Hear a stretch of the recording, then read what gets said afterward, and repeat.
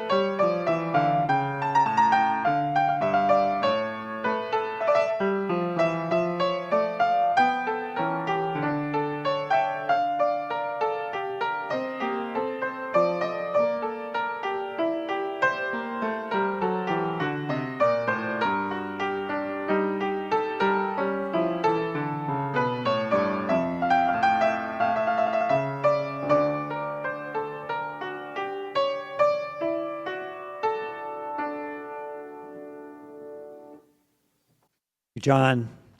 Welcome to the Unitarian Universalist Congregation of Charlottesville. My name is Frank Dukes, my pronouns he, him, and I'm grateful to be leading worship this morning with Reverend Leah Derlin-Jones, our pianist John Mayhood. Whoever you are, wherever you come from, the Unitarian Universalist Congregation of Charlottesville welcomes you.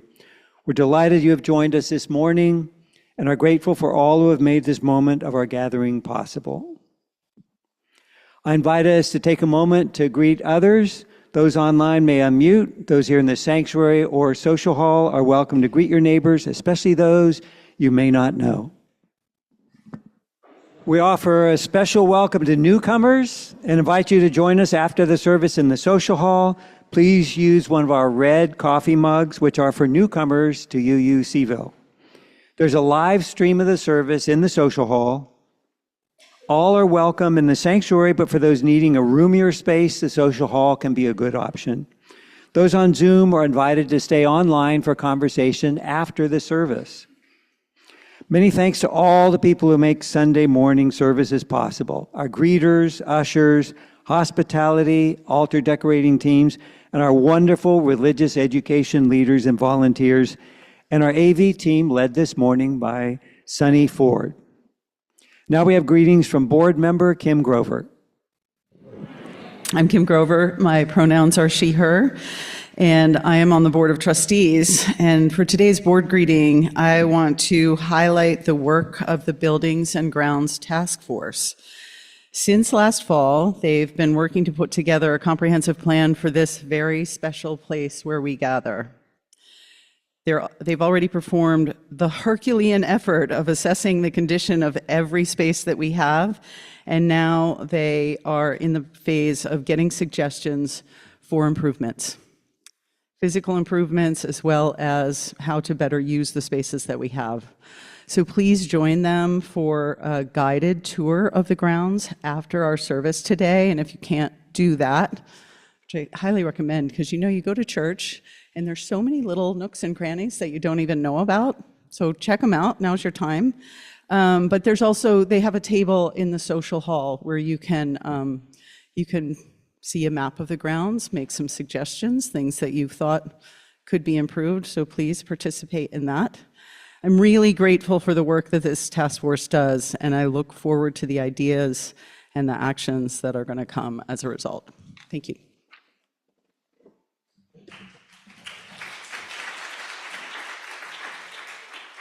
Thank you, Kim.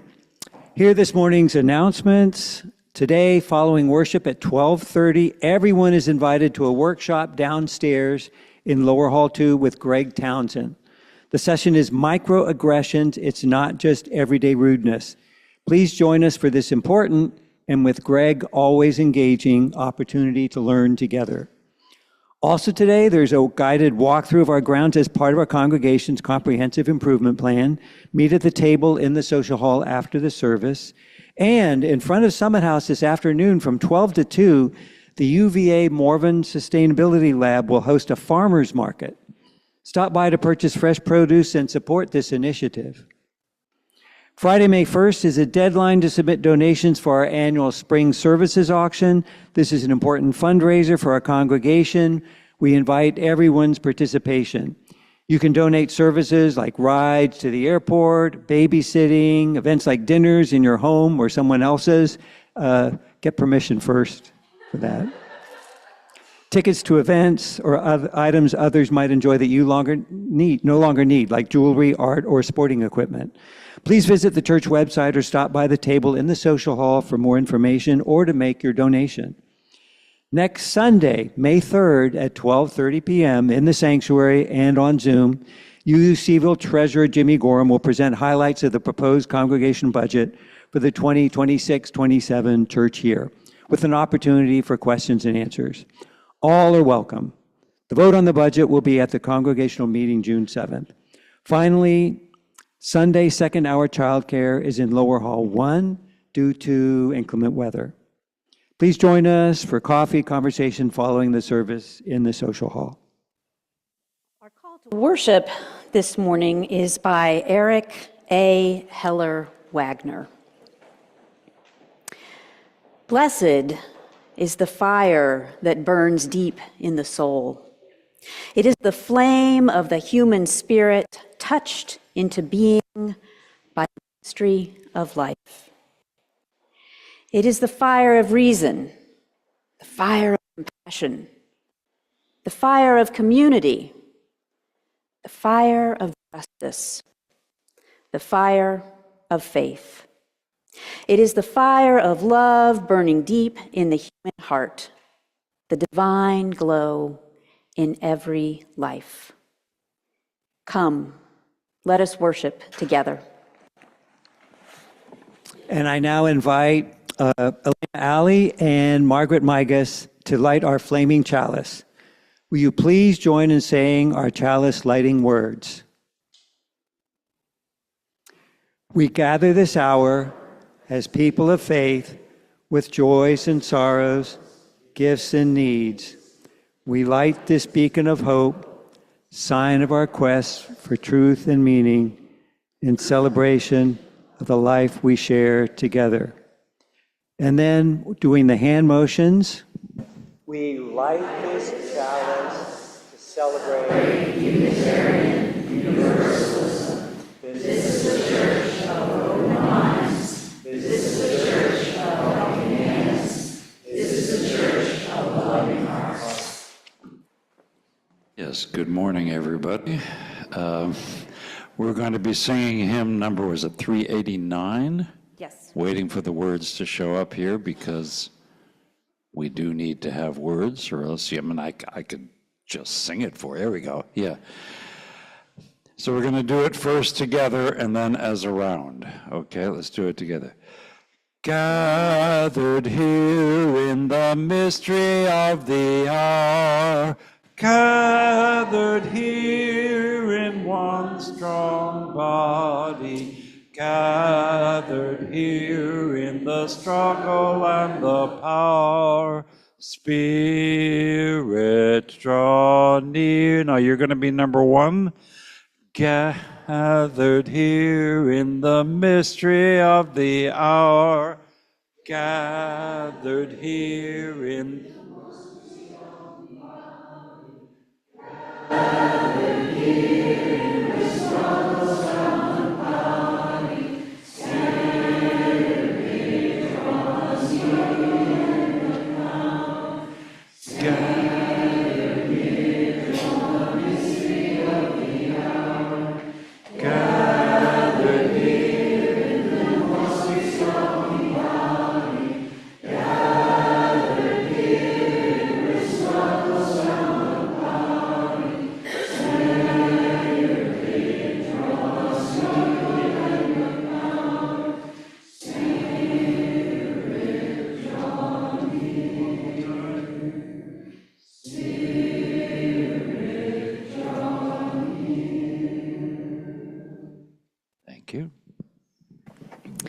like to invite the children and anyone who's feeling like they want to be a little closer up for our story this morning, those who are young at heart, anyone who wants to come up and be part of our gathering on the rug. And those of you who are coming up, scoot close so that those who are coming behind you can have room on the carpet, please.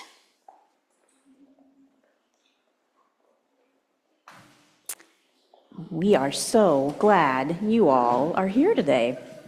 The story that we have for all of us this morning is adapted from an Aesop's fable.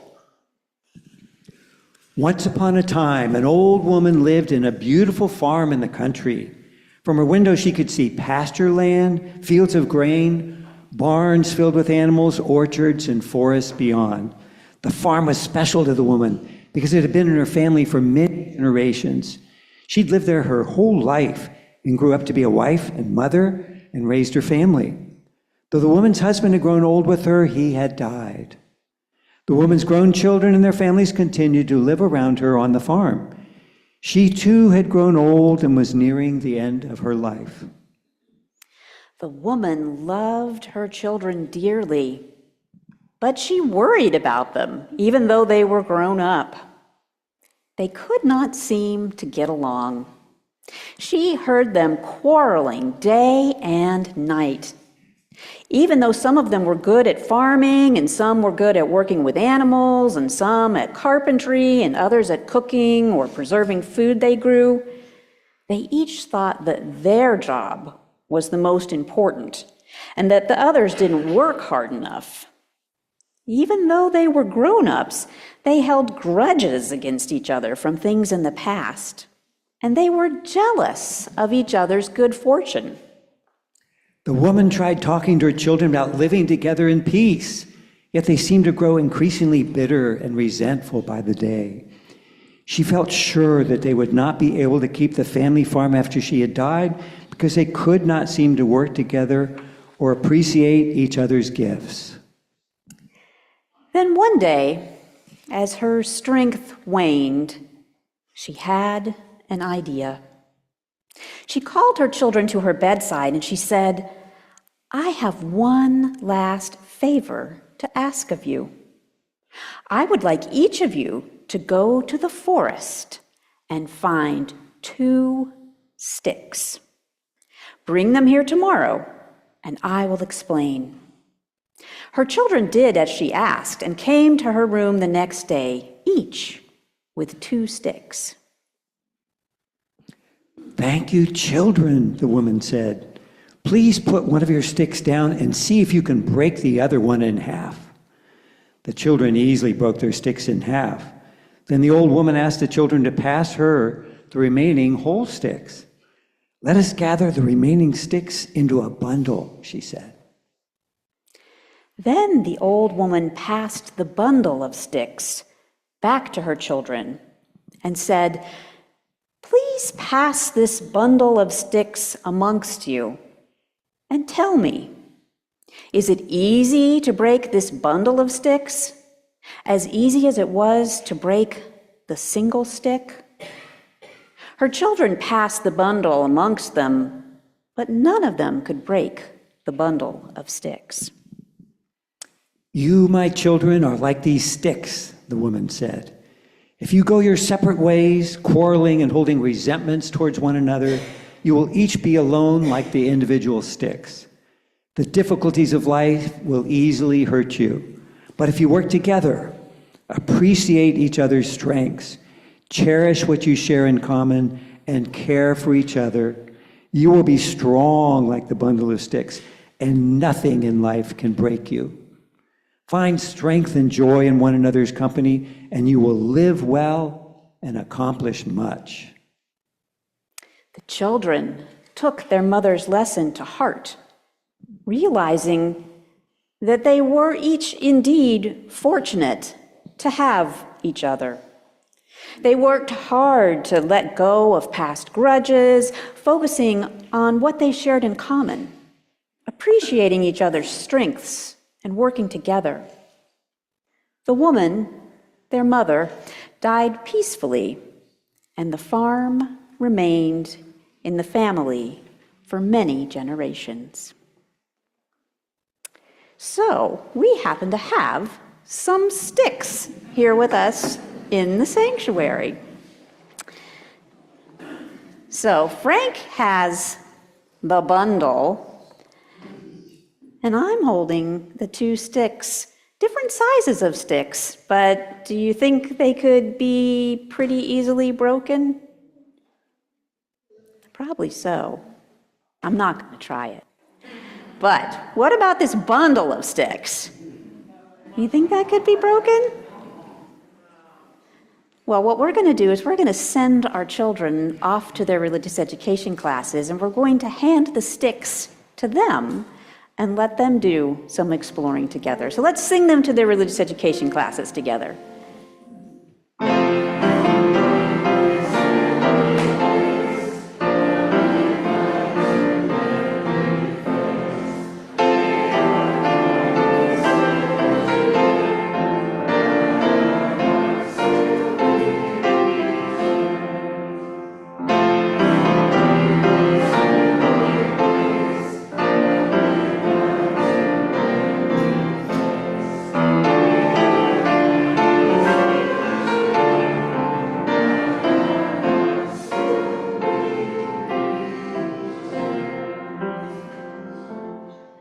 So I invite you now to join with me in a time of meditation and prayer.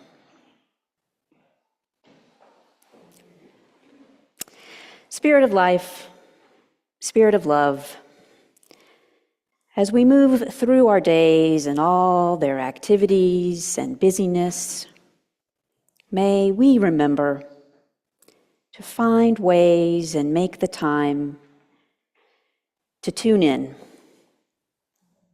to slow down, to become aware of our breath, to take a sacred pause. May the beauty that surrounds us in leaf and in bud, in blue sky and in gray, in springtime breezes and droplets of rain, may they all remind us of our interconnection to the miraculous web of life. And may we too see beauty in the faces and smiles of others and in our own bodies as well. May we be touched by small kindnesses, and may we offer them to friends and strangers alike. And for the gift of this day and of this precious life, may we be mindful and grateful. Amen, and blessed be. We are an interconnected community of care that takes care of one another.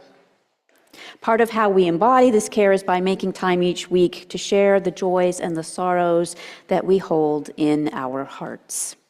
I will now share the joys and sorrows that were submitted this week. In honor of all of our joys and sorrows, both spoken and unspoken, those that feel too small or too large to share, you are invited to come forward and place a glass stone in a communal bowl of water. Everyone is welcome to participate. Those who are worshiping online this morning are invited to share their joys or sorrows in the chat. Patty Wallens from our pastoral care team will come forward to help hold the space, and Patty will be available for a few minutes after the service in the back corner of the sanctuary if you are in need of support or you just want someone to listen. Those online or anyone at any time can contact the pastoral care team at pastoral@uucharlottesville.org. Let us begin our ritual of joys and sorrows.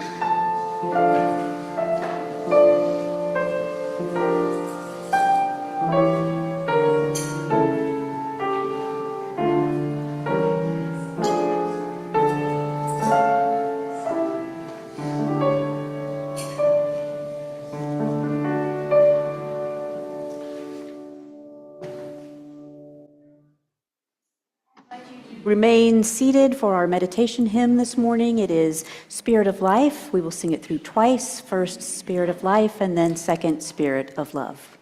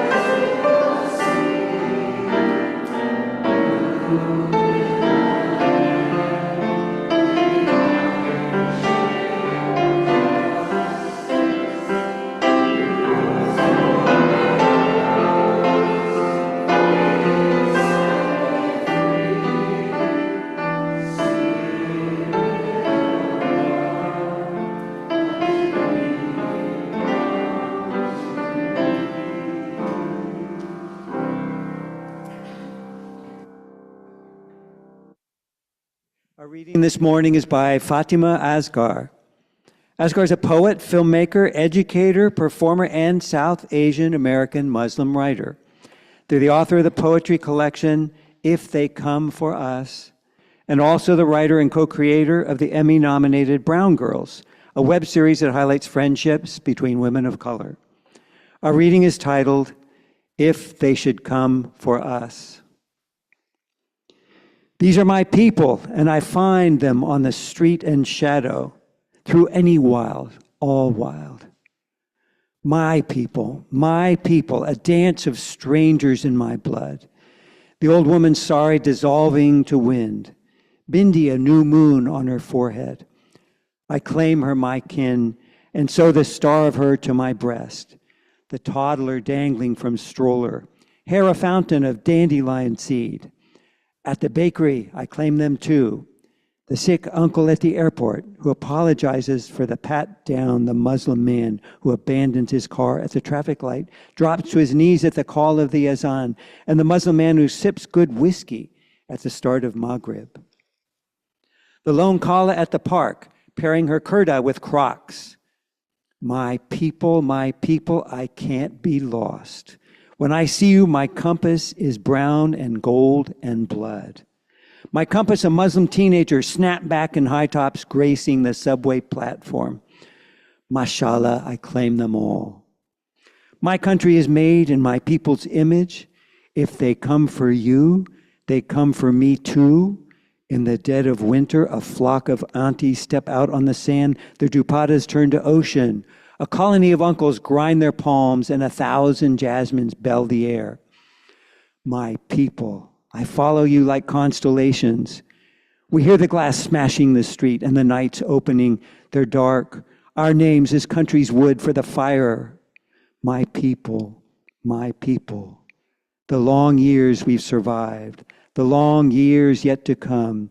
I see you map my sky, the light your lantern long ahead, and I follow, I follow. Reverend Leah chose this poem for our service this morning because of the author's beautiful description of her people, and as a reminder that we all are each other's people, helping each other find our way and showing up for each other as we are able. We want to hold our truths, these truths in our heart as we anticipate the strike happening this coming Friday. Has anyone here today ever participated in a strike? Yeah, a couple hands. In some ways, preparing for a strike is like building a community. It takes patience, the development of strong, trusting relationships, and a commitment to action when it would be so much easier simply to give up. On May 1st, we have an opportunity to be part of building that community, both within our congregation and the greater Charlottesville area, as part of a national call for a day of no school, no work, no shopping. Many people will be gathering on the downtown mall at the Free Speech Wall at noon that day for singing and chanting before walking to Washington Park, where there will be speakers and more activities. Our own Mosaic Squad and others will be tabling at the park from 1 to 5 p.m. This May 1st action is intended as a practice mobilization so that we will be better prepared when the time comes for a massive general strike. Some of you may remember the big Pittston Coal Company strike of 1989-1990 in far southwest Virginia, with some 50,000 miners and their supporters participating to overturn the removal of retirement benefits, including health coverage. Just last Thursday, I was on the site called the Moss 3 Preparation Plan in Russell County that was occupied by miners at a critical point in this strike. I was inspired by their actions and look forward to joining many others as we work to overturn the end of health care coverage for so many millions of our neighbors, the threat of deportation, the senseless threats and violence in wars enacted in our name. We are all each other's people. We belong to each other and the human family. This community offers its love and support to what is closest to our hearts. Another way we show our care for one another is in sharing our financial gifts with our community and our congregation. Our social action collection for the month of April is for the Blue Ridge Abortion Fund. Sonny, please show us the social action slide for giving for anyone who would like to financially support the Blue Ridge Abortion Fund.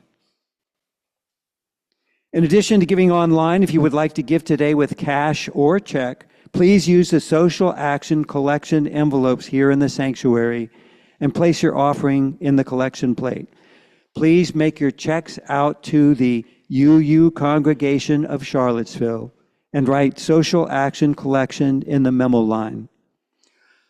Along with our social action collection, we invite everyone to financially support the ministries and mission of this community. Through your pledges and the weekly Sunday morning offerings together, our financial gifts support UUCville and enable us to put love into action. This is our shared ministry. Let us now dedicate all of the many gifts we share with one another by saying,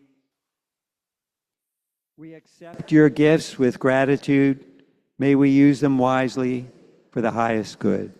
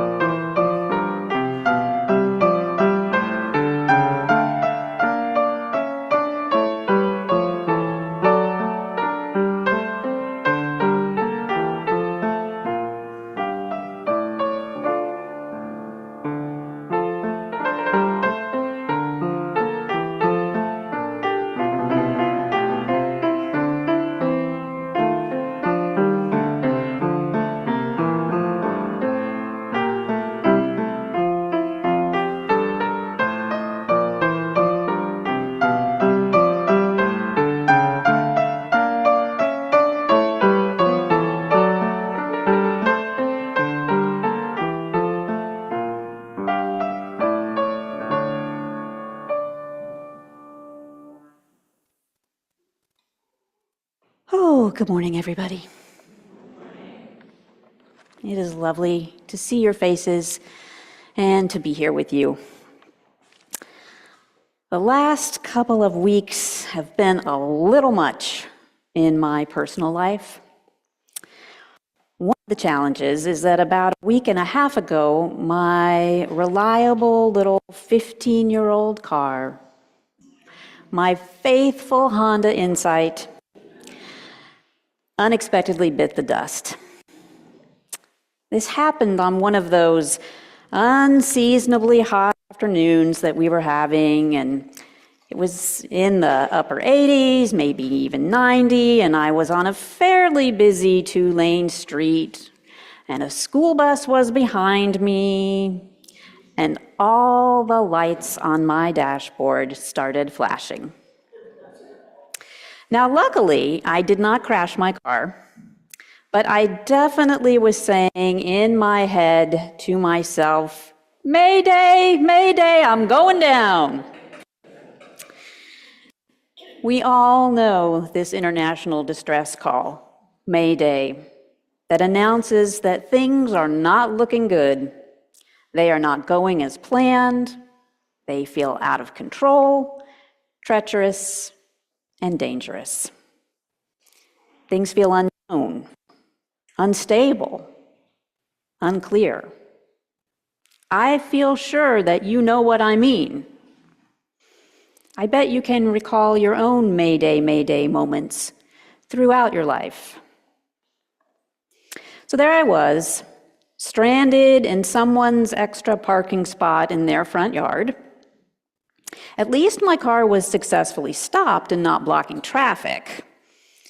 I assessed all those lights on the dashboard by quickly consulting my owner's manual in the glove compartment.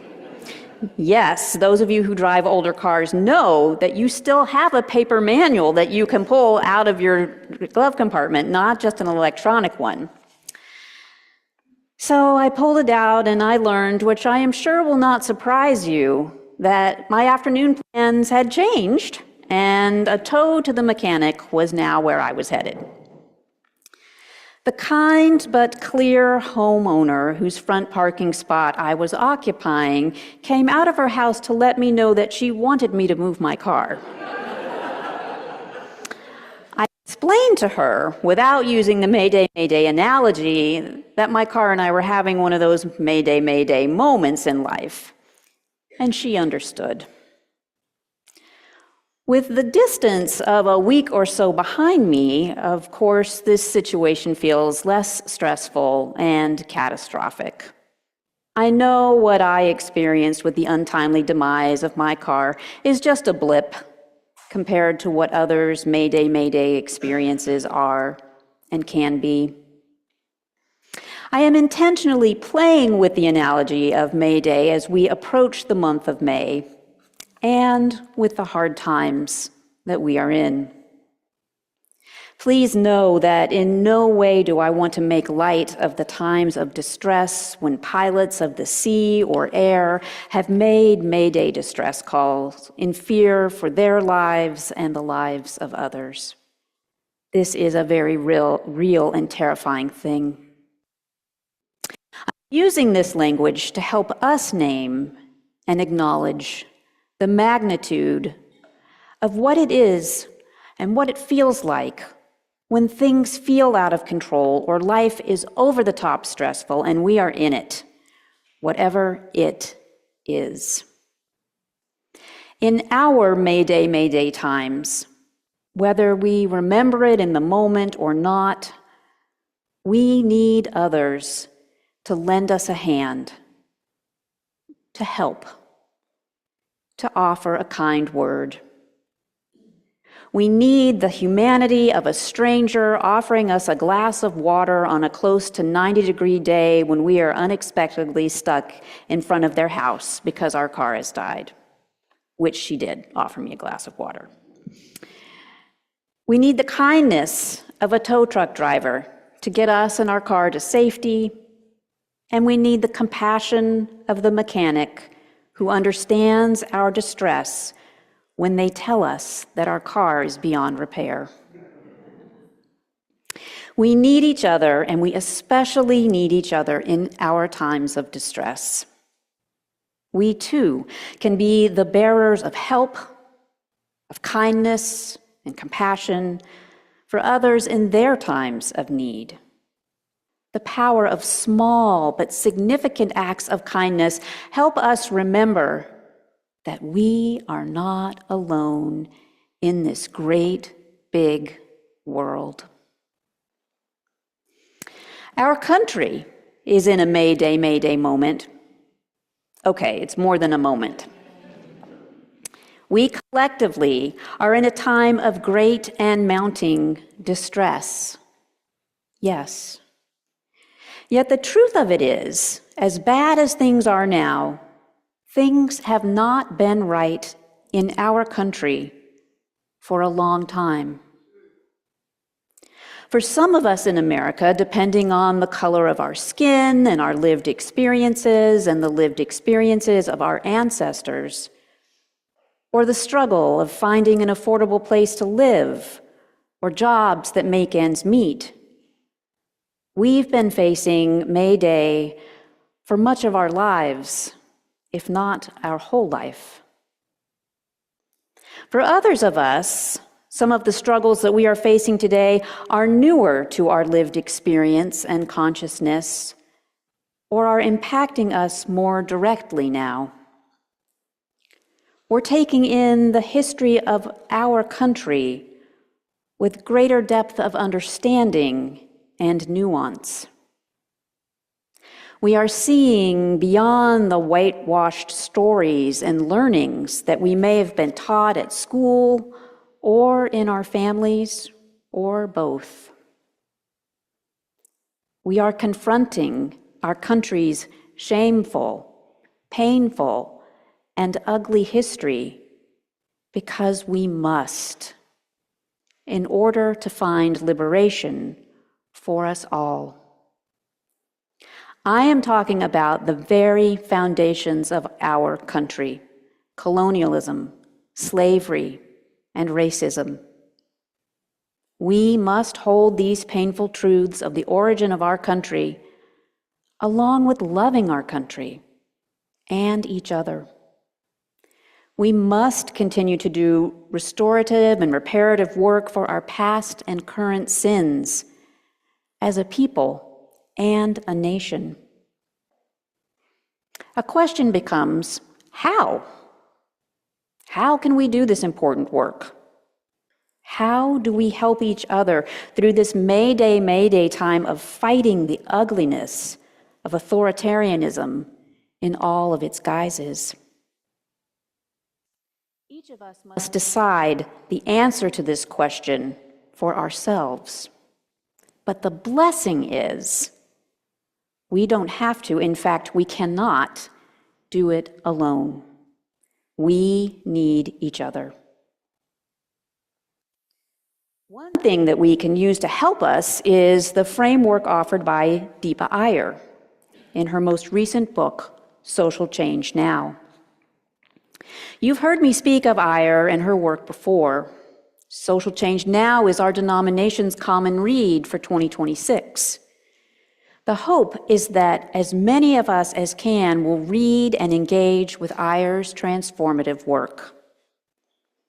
I am offering a 3-part adult faith development class on Social Change Now for anyone who is interested in being part of a supportive learning community. The class will be on Wednesday evenings, May 6th, 20th, and 27th, and you can register on the church website or at the faith development table in the social hall after service today. Deepa Iyer is a Southeast Asian author, leader, activist, and visionary who has worked in various capacities in our country to build community power since the September 11th attacks and the backlash that followed. Her focus is on solidarity and social movements. I cannot remember how I was first introduced to her work, but it struck a chord with me immediately. I think one of the things that I most appreciate about what she is teaching is how she frames it as an ecosystem, a social change ecosystem. In this ecosystem, some of the goals are to create community, to create connections, and build relationships.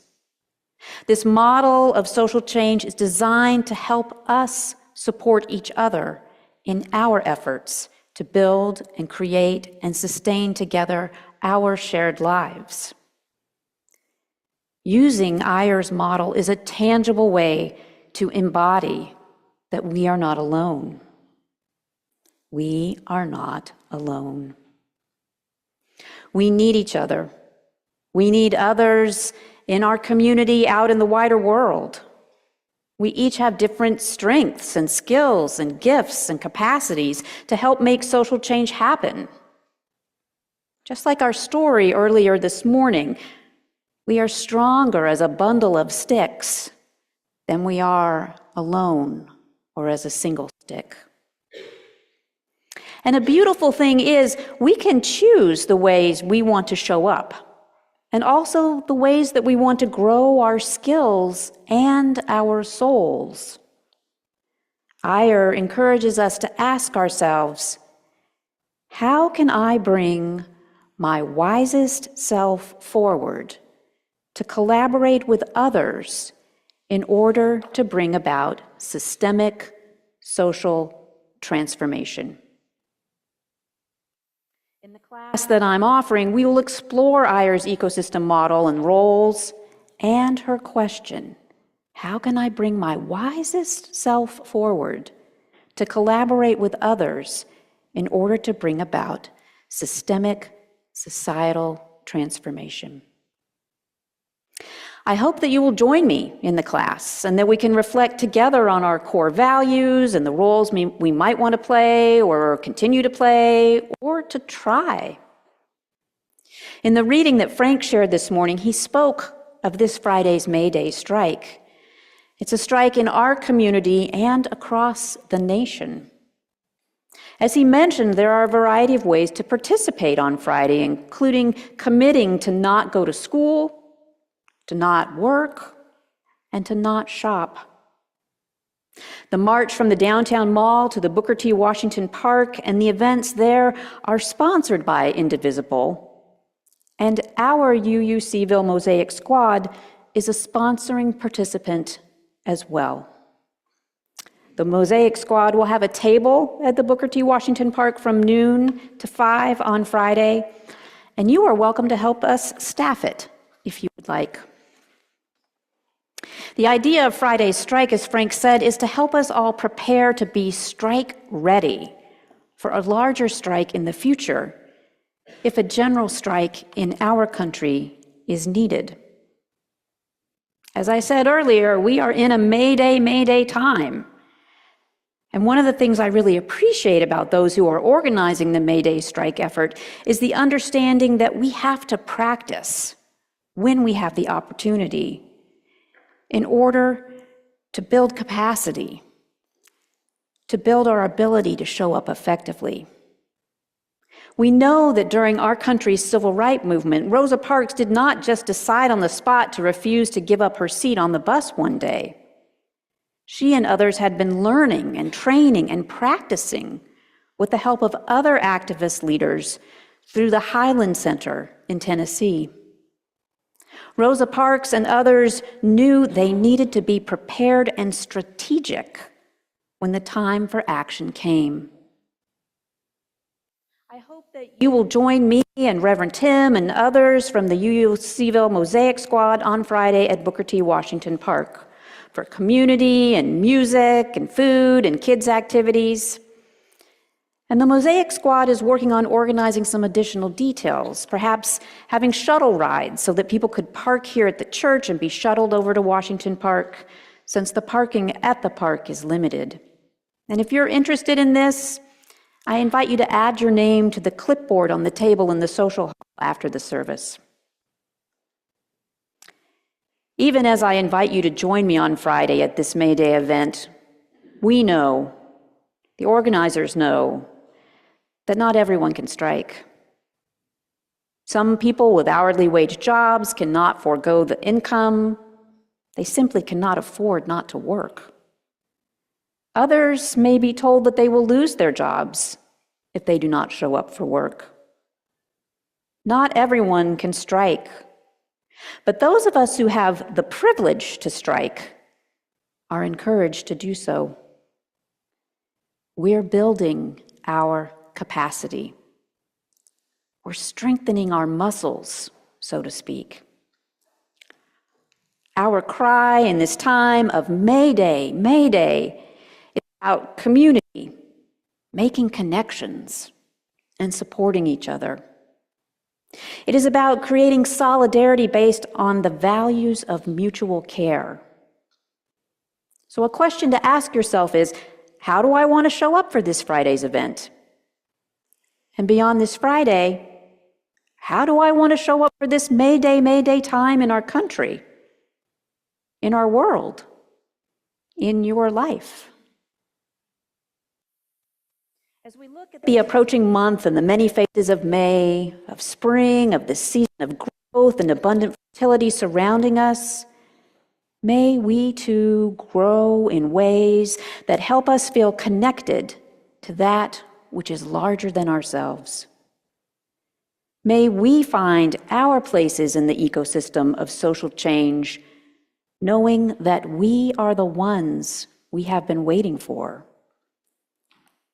May our Unitarian Universalist values of interconnection and pluralism and transformation and generosity, equity, and justice, with love at the center, continue to guide us and sustain us.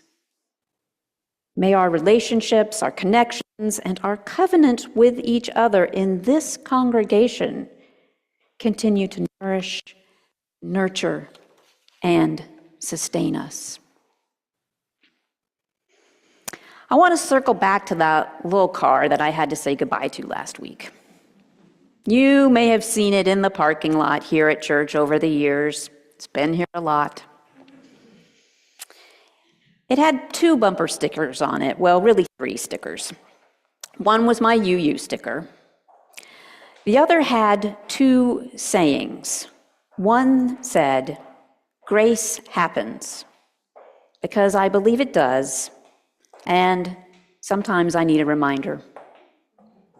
The other said, "Hate is easy, love takes courage." I also need to be reminded of this occasionally. I had people stop me and talk with me about that bumper sticker. I even had a minister that I don't know roll down his window at a traffic light and ask me where I got it because he wanted to buy some for his congregation. I was sad to say goodbye to my car. I had hoped to drive it for many more years. And sad to lose those bumper stickers, which of course I could bring with me.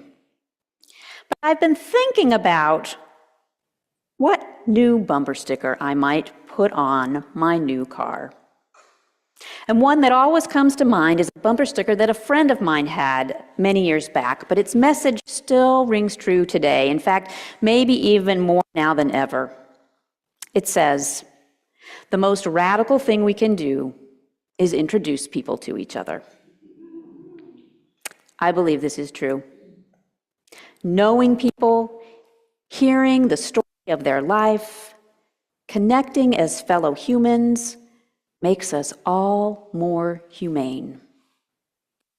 There is another saying that goes, "It's hard to hate close up." Introducing people to each other and helping form connections and community can truly be a radical, life-saving act.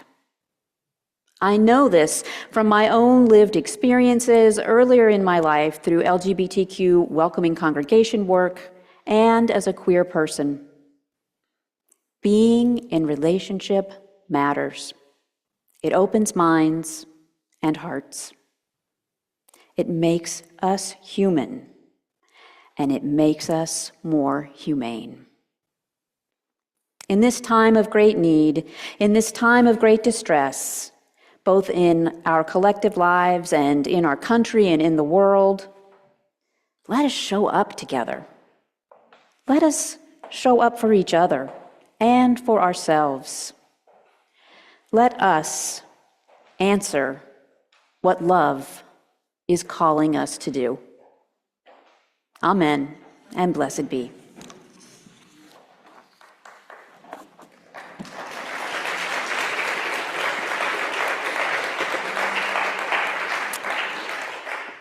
So we're going to sing together now just to build some of that energy with each other. It's not a song in our hymnal. It's a Pete Seeger favorite, so I invite you to rise and body your spirit. Frank's going to join us on the guitar, and we're going to sing If I Had a Hammer.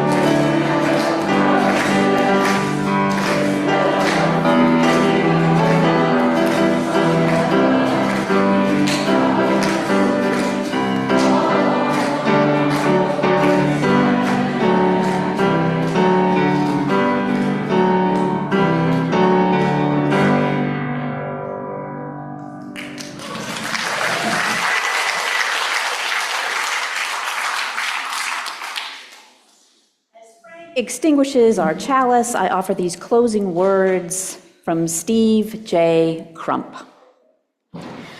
That which is worthy of doing, create with your hands.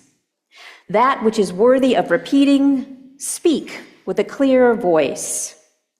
That which is worthy of remembering, hold in your hearts. And that which is worthy of living, go and live it now. Go in peace and in love. Amen, and blessed be.